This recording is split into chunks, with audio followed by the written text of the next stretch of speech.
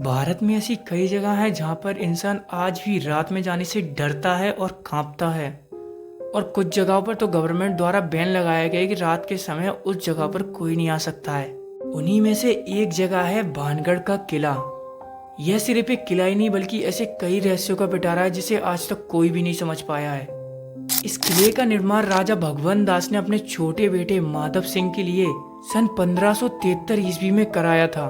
उस समय ये किला खुशियों से भरा हुआ था, उमंगों से भरा हुआ था। बट कुछ समय बाद एक ऐसा वक्त आया जिसने इस किले की सारी खुशियां छीन ली और लोग यहाँ पे जाने से डरने लगे। लोगों का कहना है कि रात में इस किले में से चीखने और चिल्लाने की आवाजें आती हैं। ये किला ऐसा क्यों बना, चलिए जानते हैं और इसकी रियल स्टोरी क्या थी ये भी जानते हैं। चैनल पर पहली बार आए हो तो चैनल को सब्सक्राइब कर लेना फॉर मोर वीडियोस और डेली शॉर्ट्स के लिए। इस किले में रानी रत्नावती नाम की एक बहुत ही खूबसूरत रानी रहा करती थी। उस समय रानी की उम्र केवल 18 वर्ष थी और रानी के लिए दूर दूर के राज्यों से राजकुमार के रिश्ते आते थे। बट रानी ने अभी तक किसी भी रिश्ते को एक्सेप्ट नहीं किया था। एक बार रानी अपनी सहेलियों के साथ बाजार में जाती हैं और वह एक इत्र की दुकान पर जाकर रुक जाती हैं इत्र खरीदने के लिए। दुकान के कुछ ही दूरी पर एक तांत्रिक खड़ा रहता है जिसका नाम था सिंधिया, जो कि भानगढ़ का जाना माना तांत्रिक था। उसकी नजर राजकुमारी पर पड़ती है और वह उसको इतनी पसंद आती है कि वह अपने मन ही मन में ये बात ठान लेता है कि वह राजकुमारी को पाकर रहेगा। सिंधिया उस इत्र की दुकान के पास जाता है और उसमें से एक इत्र की शीशी उठाकर उस पर तंत्र मंत्र कर देता है और उसे वहीं रख देता है।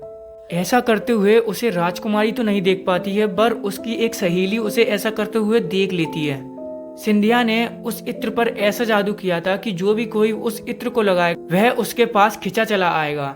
राजकुमारी उस इत्र को लेकर महल की तरफ जाती है तो रास्ते में उसकी सहेली राजकुमारी को बताती है कि इस इत्र के ऊपर किसी ने तंत्र मंत्र किया हुआ। राजकुमारी पास में रखे पत्थर पर उस इत्र को फेंक कर मारती है और इत्र की शीशी उस पत्थर पर टूट जाती है, जिससे उसका सारा इत्र उस पत्थर पर फैल जाता है, जिससे उस इत्र का काला जादू पूरा उस चट्टान पर आ जाता है और वह चट्टान लुढ़कते लुढ़कते सिंधिया के ऊपर चढ़ जाती है, जिससे सिंधिया की मौत हो जाती है।